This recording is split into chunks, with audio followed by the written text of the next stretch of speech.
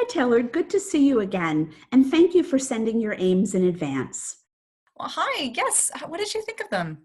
Well, I'd like to hear your thoughts first. Then I'll share my views, and then we can move forward together. Well, I worked very hard on them and I reviewed a lot of the background literature and I'm feeling pretty good about them. I'd like to accomplish a lot of aims with this grant. My read of your aims is clearly you have a lot of information to share, and I can see how deep your knowledge and your enthusiasm is for this field. Mm.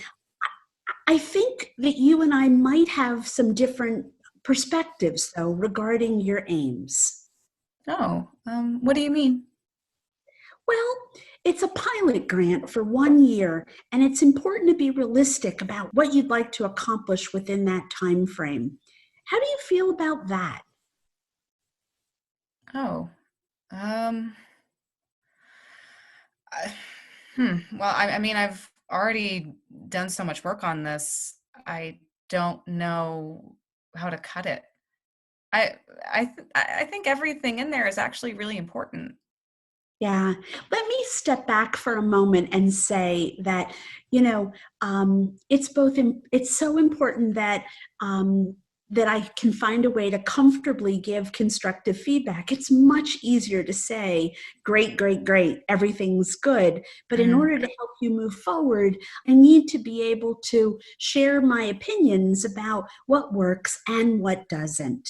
mm, Um, the issue about the size or scope of aims is a very common problem for new grant writers. mm, Junior faculty and new grant writers are often very ambitious in writing grants.